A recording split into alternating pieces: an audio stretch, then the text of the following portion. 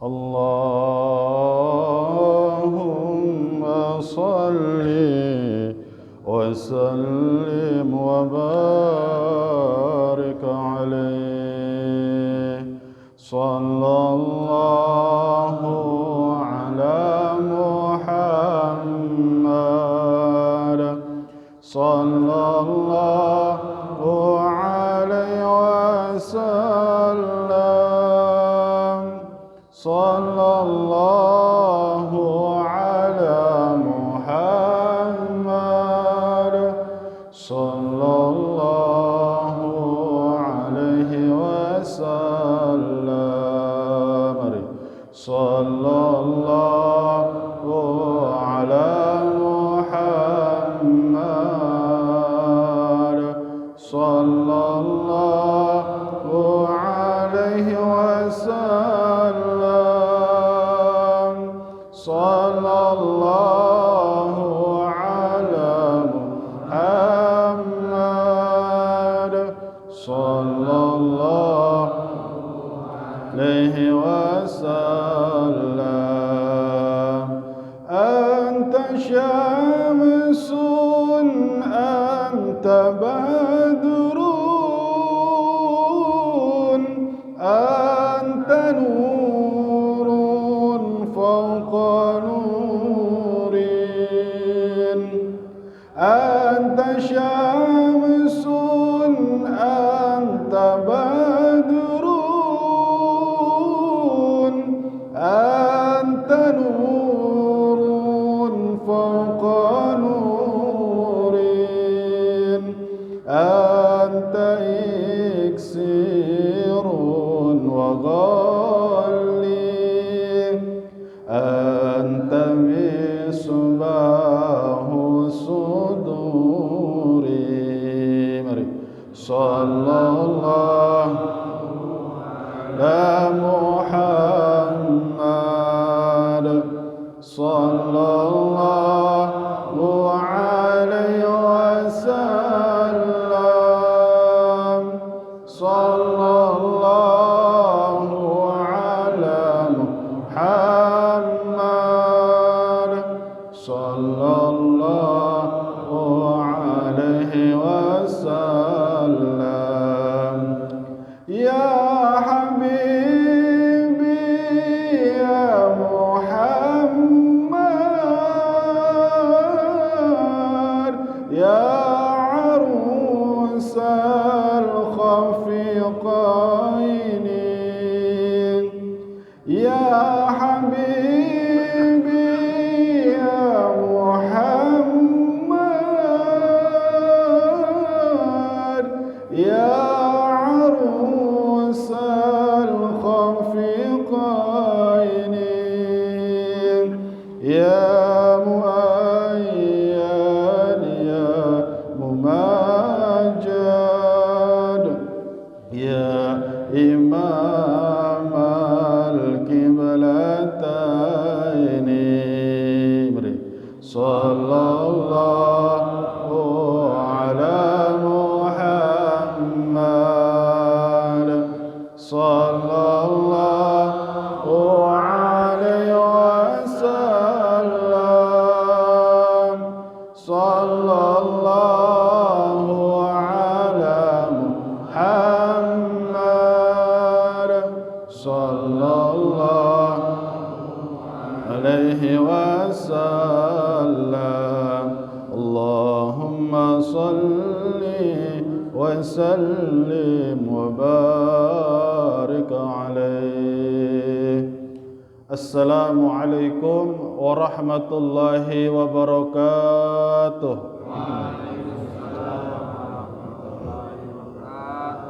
Innal hamdalillah, salatan wa salaman li Rasulillah Muhammad bin Abdullah wa ala alihi wa sahbihi wa mawala wa man tabi'ahu bi ihsanin ila yaumil qiyamah. Amma ba'du.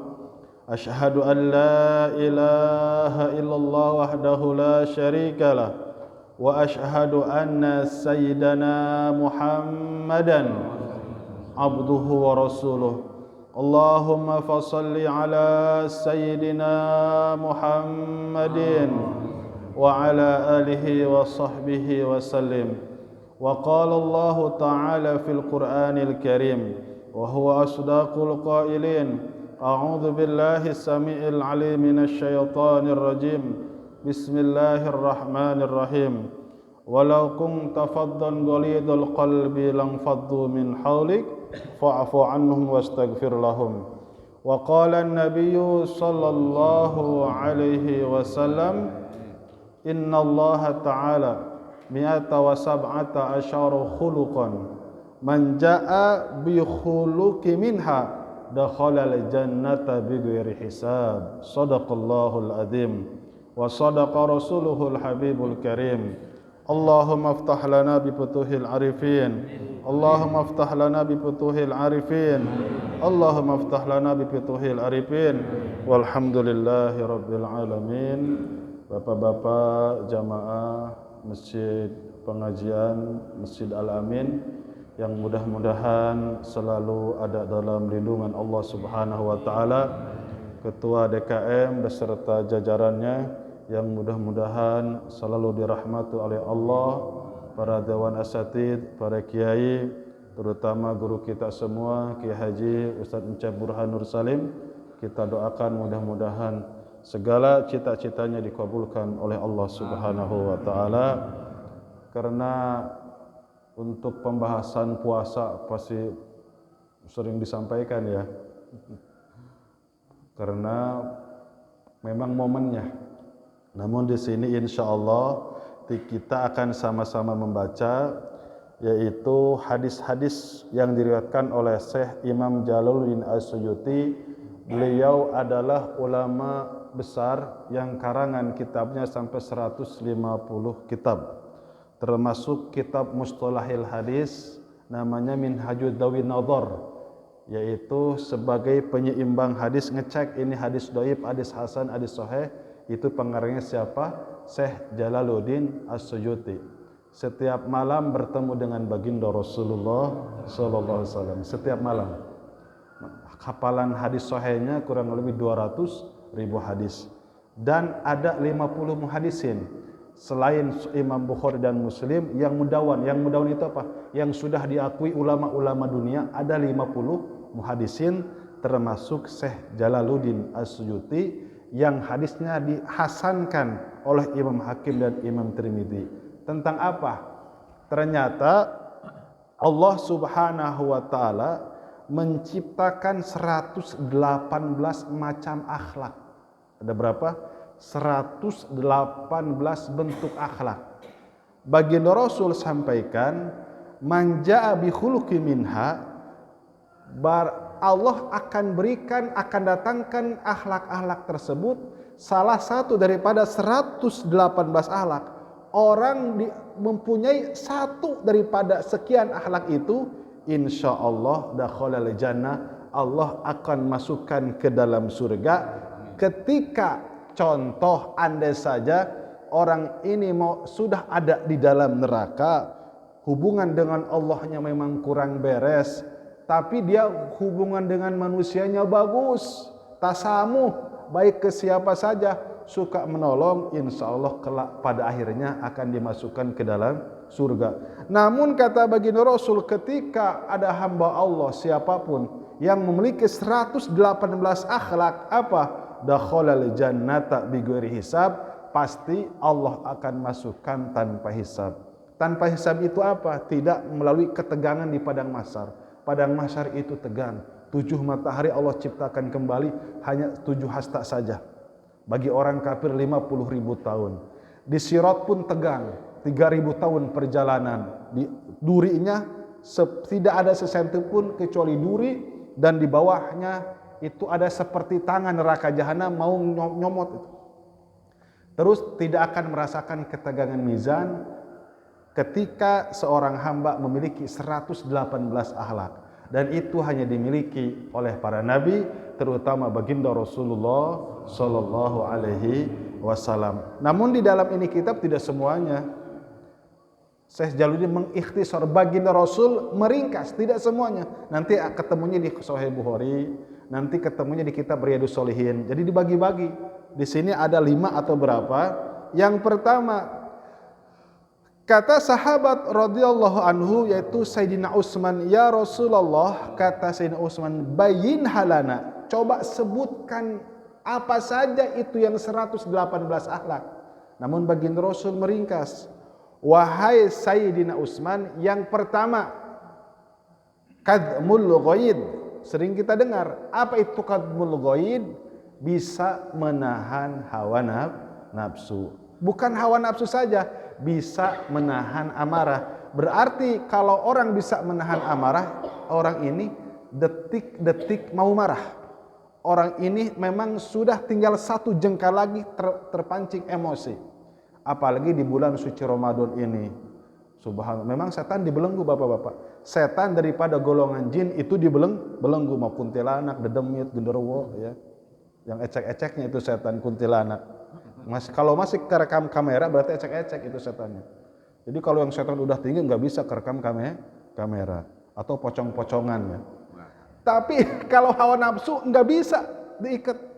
Hawa nafsu nggak bisa diikat. Dan yang tidak bisa diikat apa? Jin daripada golongan manusia itu yang nampak yang paling berbahaya. Yang kedua, wal afu indal qudrati, memaafkan orang yang sudah minta maaf setelah emosi di puncak. Padahal contoh orang ini jabatannya tinggi, anak buahnya banyak. Andai saja dia tunjuk atau ketuk palu, orang ini bisa dipenjara seumur hidup.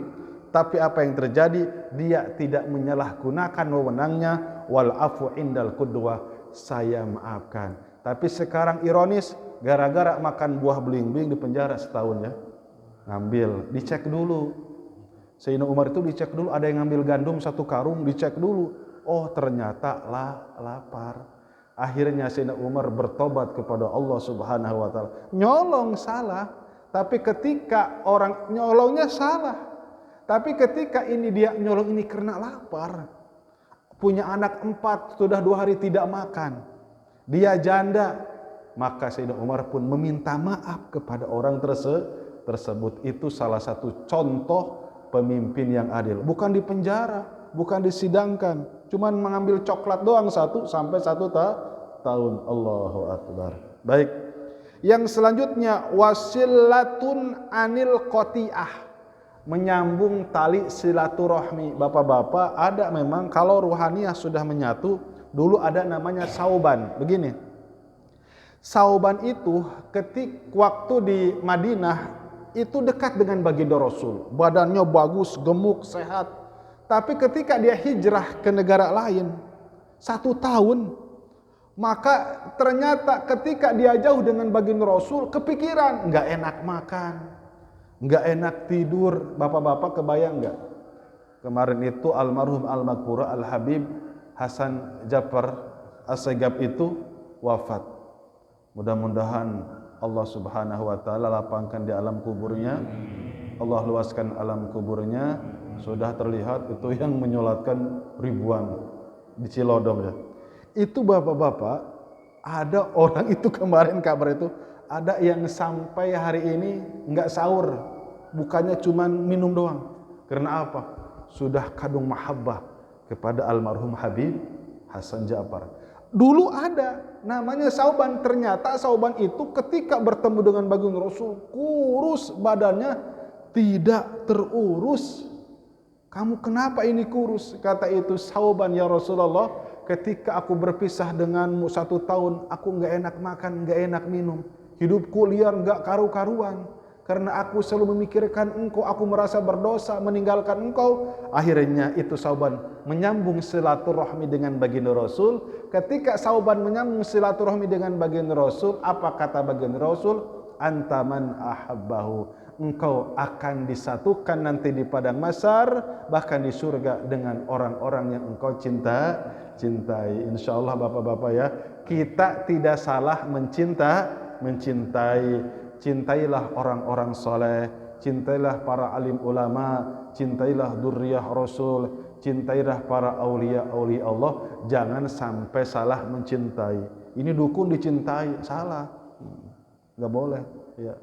Man ata kahinan fasa'alahu fasadaqahu lam tuqbal salatu arba'ina yawman. Datang ke dukun menanyakan peramal paranormal, terus kata dukun, oh harus ini, fasadaqahu membenarkan, maka 40 hari 40 malam itu sama dengan mabuk. Dosa mabuk ibaratnya 40 hari 40 malam dosanya tidak akan pernah diterima. Maksudnya apa? Mudah-mudahan ketika, jadi begini, kata Habib Umar, mohon maaf, sahabat sejati itu enggak harus sering ketemu. Walaupun jarang ketemu, nih sahabat yang kata Habib Umar, walaupun tidak ketemu tapi selalu rindu. Makanya kalau sama saudara darah, paman itu enakan jauh kadangkala ya. Itu harun.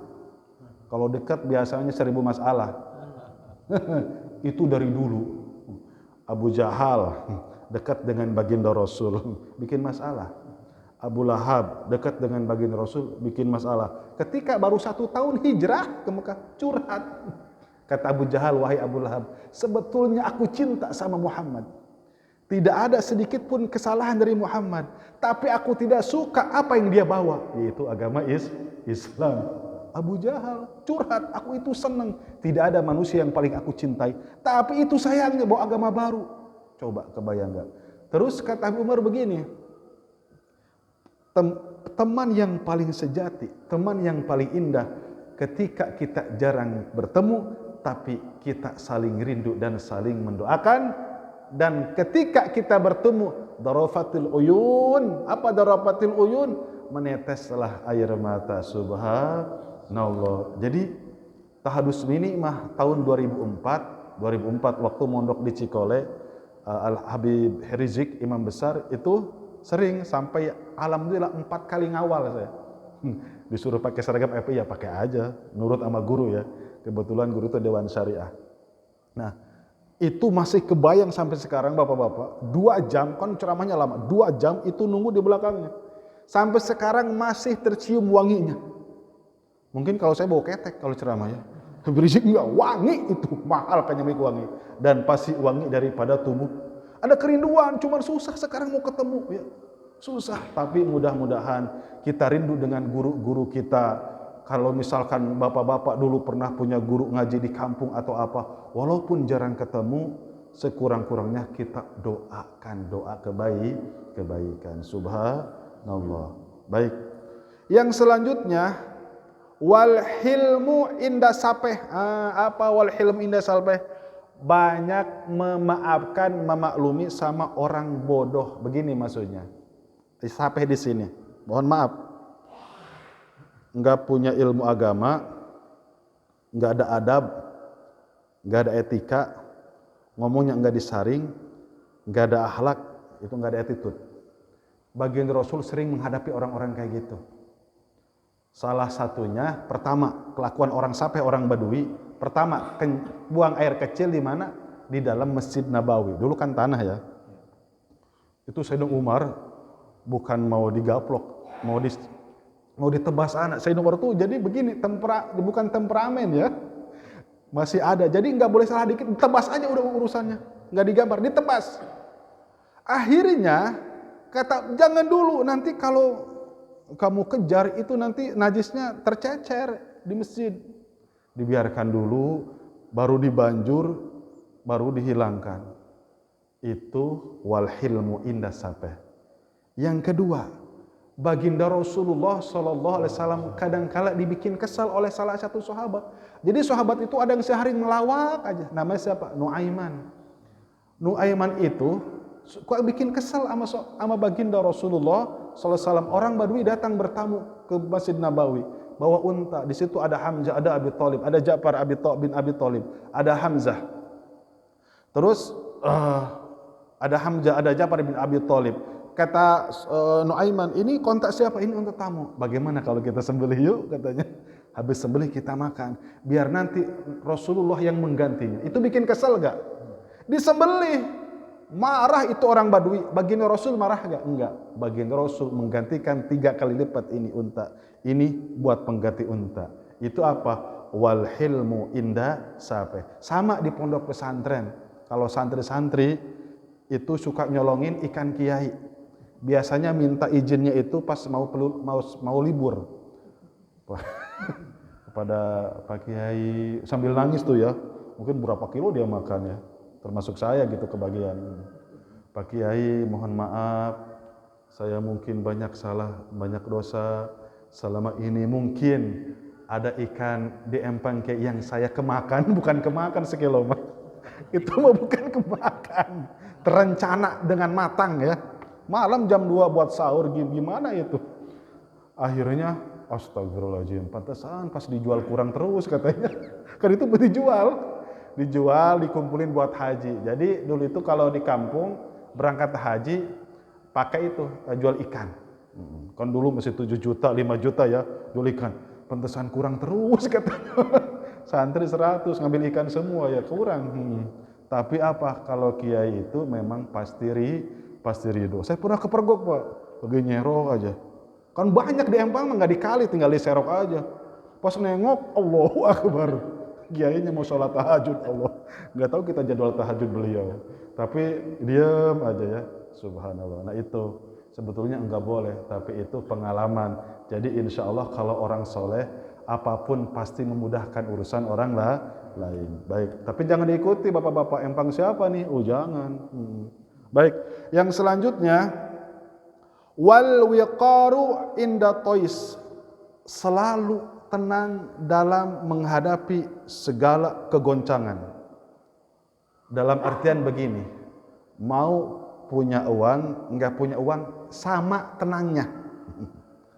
Mau ketika dia kaya, waktu dia miskin, sama ibadahnya. Sholat berjamaahnya tepat waktu, sholat tahajudnya 8 rakaat, sholat hajatnya 100 rakaat. Mau miskin, mau kaya, tetap segitu ibadahnya. Tenang, enggak nyiriin. Kan zaman sekarang mah ketahuan. Bagian di tanggal tua, aduh, kusut tuh agak kusut rambut, jarang disisir. Bagian tanggal muda, bagian dapat proyek beda, jarang ke masjid. Bagian proyek enggak ada, masya Allahu Akbar, nangis-nangis. Allahu Akbar. Nah itu apa?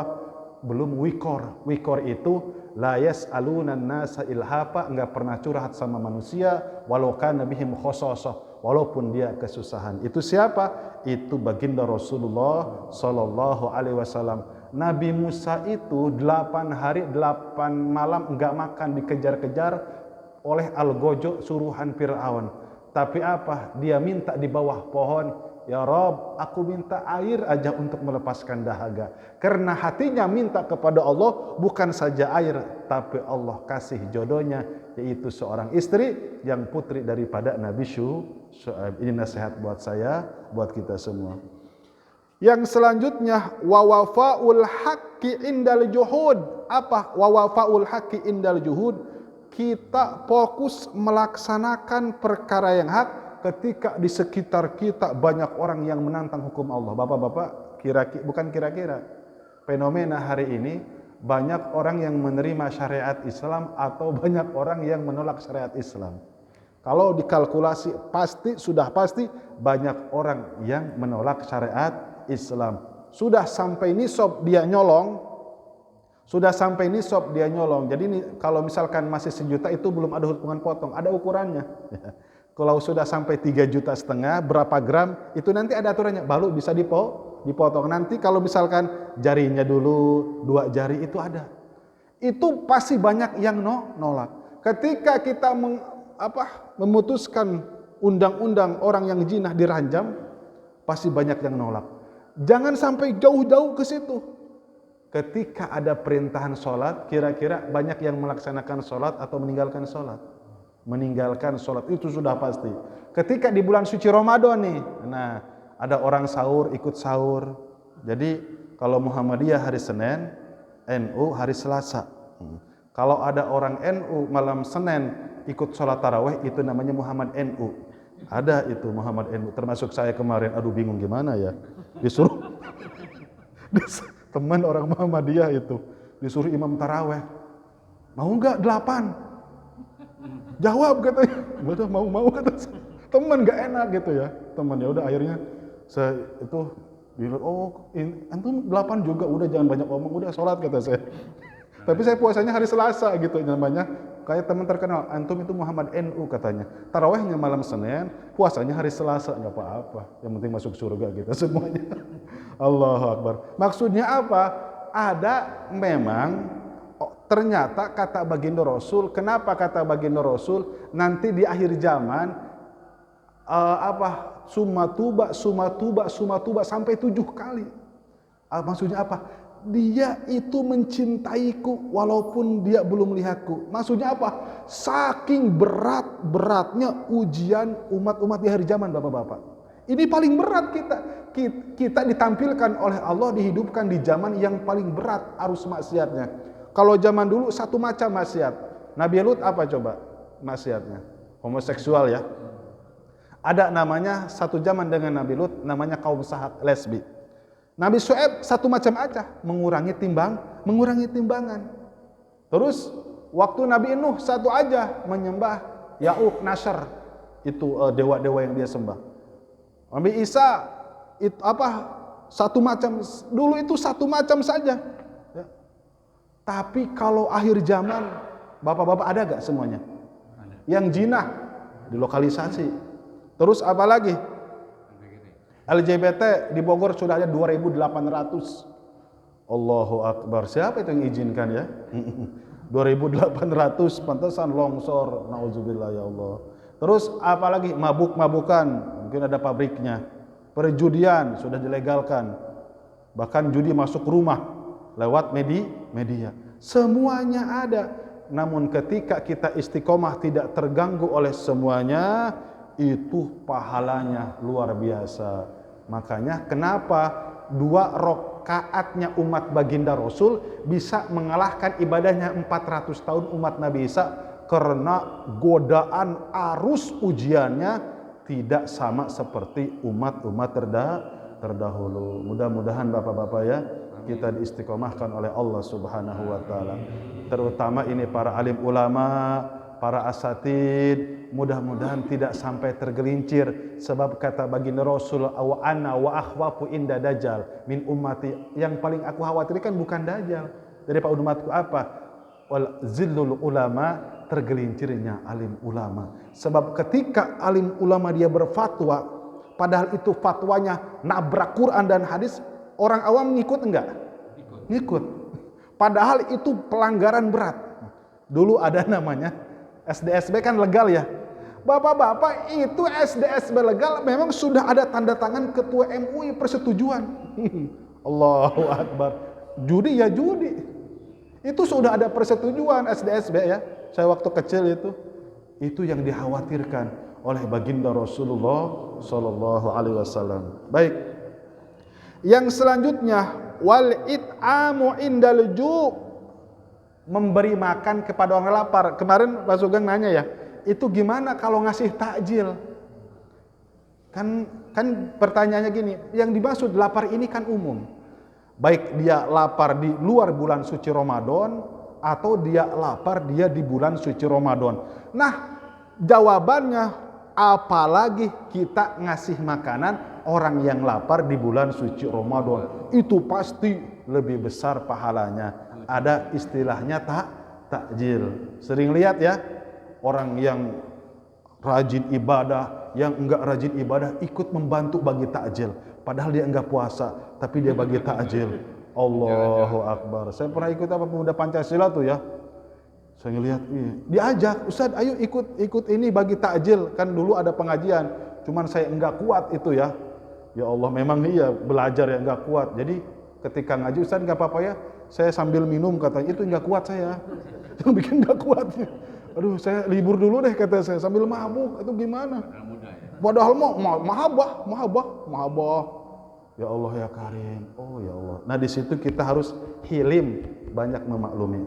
Nah, intinya kata Syekh Abdul Qadir Jailani itu kan waktu khutbah memberi sepotong roti kepada orang yang kelaparan itu lebih baik daripada membangun masjid, itu lebih baik daripada puasa setiap siang hari, lebih baik daripada sholat semalam suntuk. Sepotong roti yang ada di dalam perut orang yang kelaparan nanti di yaumil qiyamah akan menjadi cahaya cahaya itu akan mencari kepada orang yang pernah memberinya. Tapi mohon maaf, kadangkala memang kita kadang suka kena prank. Orang yang minta-minta ternyata rumahnya 2 tingkat di Indramayu itu.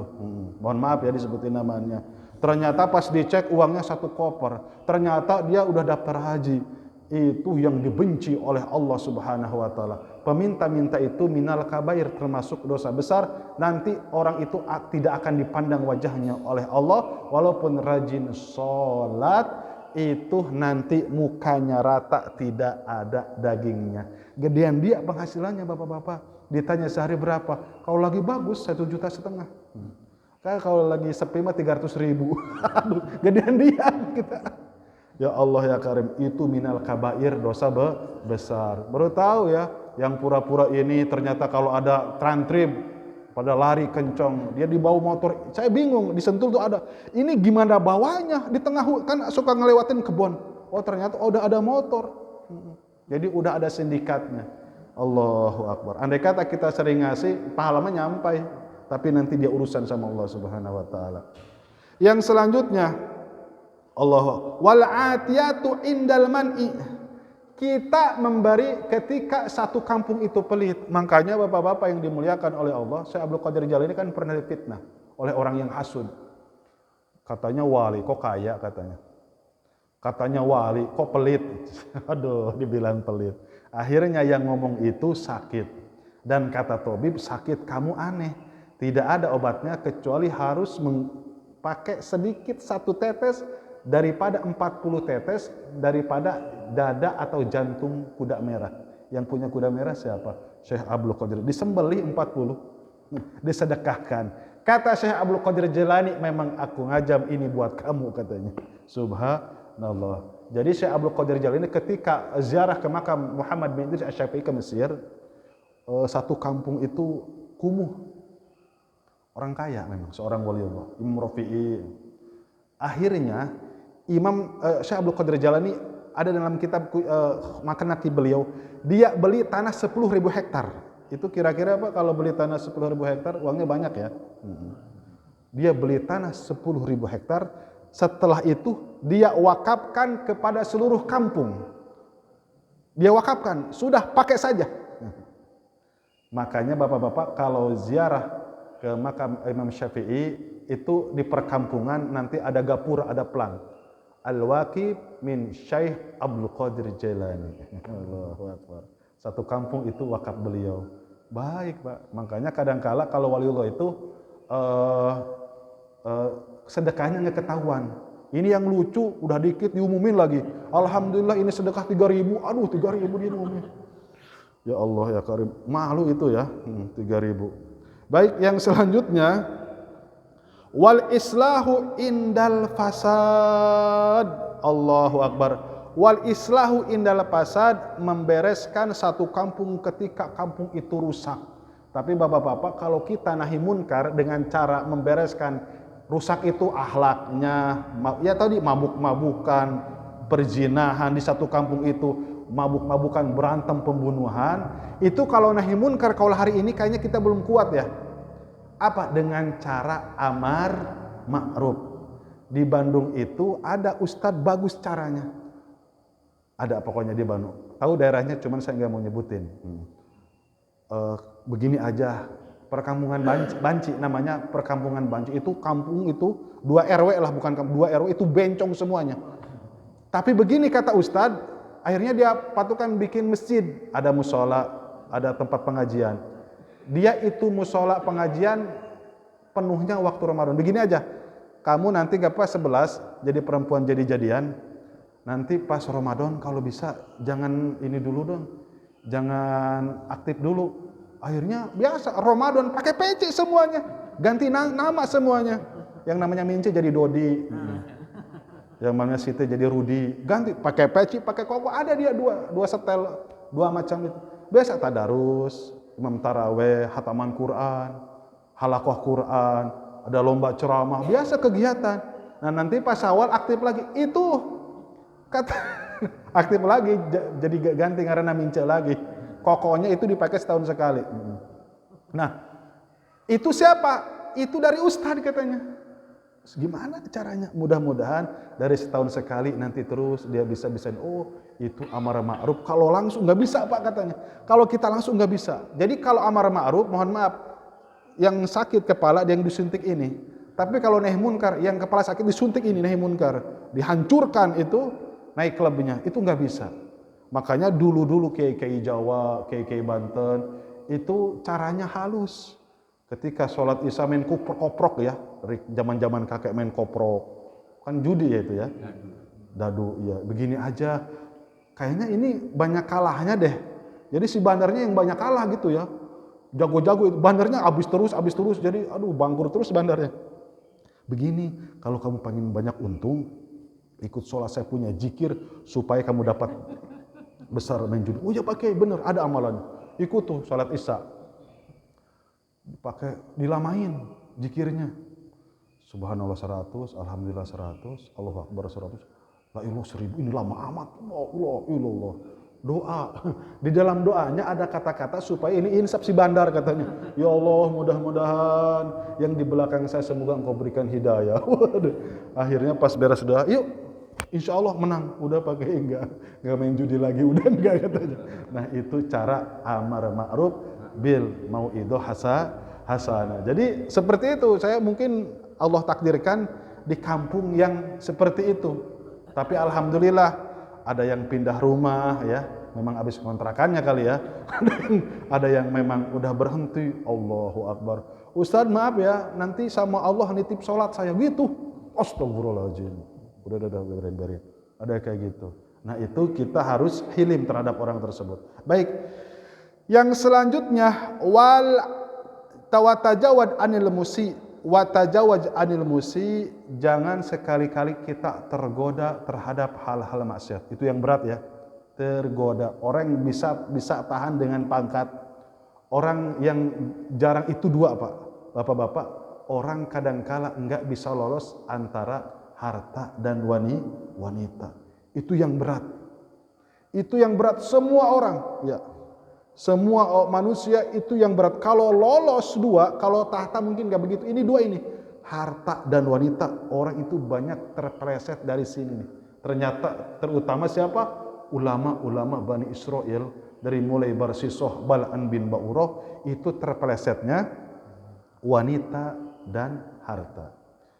Terus wal atfu ala zalim, tetap berbuat lembut kepada orang yang zalim. Begini Bapak-bapak. Tanggal 20 Ramadan tahun 8 Hijriah, penaklukan kota Mekah, idza jaa nasrullahi wal fath, Allah turunkan ini ayat 10 tahun kemudian ke kemenangan umat Islam. Allah turunkan ayat idza jaa nasrullahi wal fath, ya Rasulullah akan datang kepadamu pertolongan dan kemenangan yang gelang gemilang. Wa ra'aitan nas yadkhuluna fi dinillahi afwaja, engkau akan melihat orang-orang kafir musyrikun Mekah, dia berbondong-bondong masuk ke dalam agama Islam.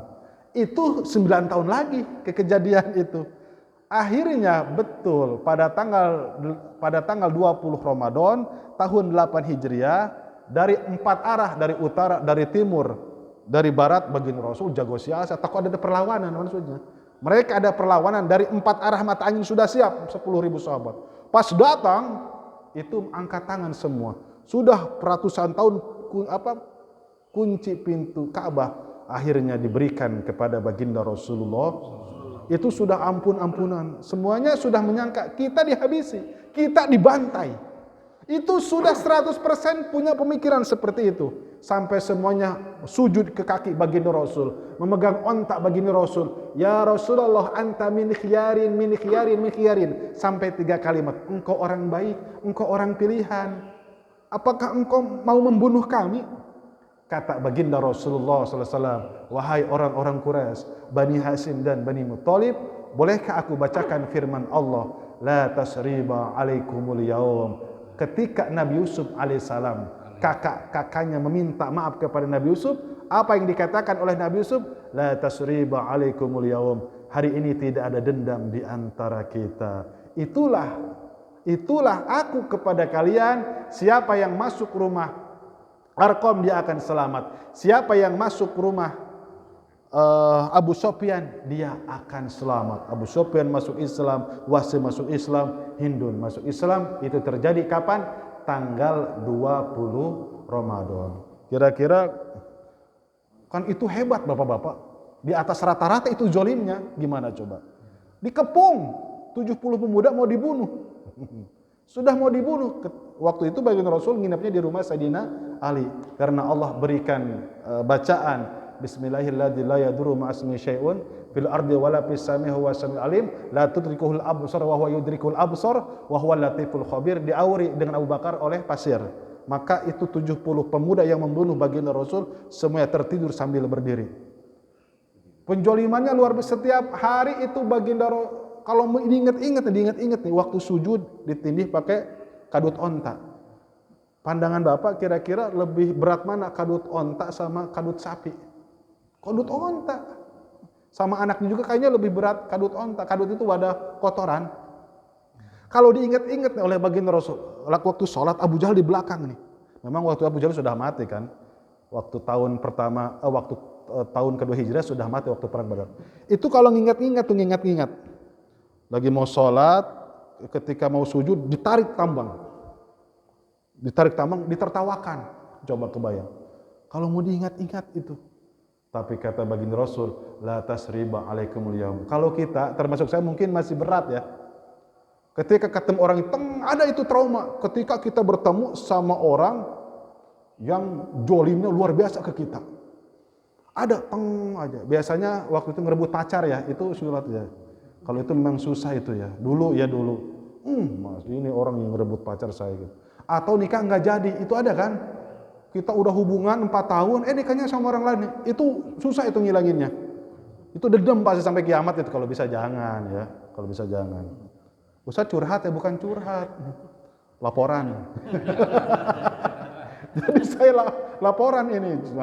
Saya itu demen sama ya, primadona. Jadi Pak Jadin dinikahin sama guru saya. Aduh kurang ajar amat nih guru. Kualat saya kamu marah nih. Guru bahasa Arab lagi. Ya Allah ya Karim. Baik, jadi jangan dendam ya. Yang selanjutnya apa? Banyak ini ya. Wa qabulul ma'dirah, menerima alasan. Jadi tabayun Bapak-bapak. Contoh gini. Ketika ada orang yang jelek-jelekin pas Bapak Sugeng, contoh. Jelek-jelekin. Ketika kita bertemu Pak Sugeng, jangan langsung dimarahin. Maksudnya apa? Qabul ma'dirah. Pak Sugeng, orang ini ngomongin gini, apakah benar atau enggak? Tabayun namanya ya. Kata Pak Sugeng, ya udah, boleh saya mengeluarkan alasan, menjelaskan dulu. Diterangkan alasannya gini. Oh iya, ternyata orang itu hasud. Ternyata orang itu netizen ya. Yang iri. Nah itu maksudnya, wa qabul ma'dirah, kalau ada berita apapun, ditabayun dulu. Dan qabul ma'dirah itu, kita jangan pilih-pilih. Kalau yang ngasih alasannya orang berpangkat, orang kaya, tapi kalau orang miskin nggak didengerin, nggak boleh. Siapapun yang memberikan alasan, kita harus mendengarkan. Kalau memang benar dengan data bukti, kita harus terima. Baik, yang selanjutnya, ya Allah masih banyak 108 ya, gimana nggak banyak ya? Kita loncat aja, nggak apa-apa. Dalam kitab Mukhtasarul Hadis, yajuju ikhtisarul hadis fi maslahati amah. Boleh kita meringkas hadis karena untuk kemaslahatan umum, karena waktu atau apa. Banyak itu hadis-hadis yang diringkas itu. Di Sahih Bukhari itu ada 4.000 hadis diulang-ulang. Itu lagi. Jadi 7.000 itu ada 4.000 hadis diulang-ulang. Diulang-ulang lagi. Tapi ada yang diringkas, ada yang sempurna. Itu boleh. Sudah ada penanggung jawab, itu para tarjih muhaddisin. Kita singkat. Ala, ingat.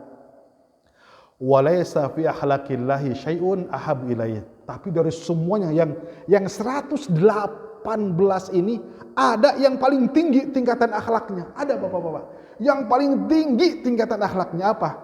Minal jud wal karom. Apa itu jud? Berehan.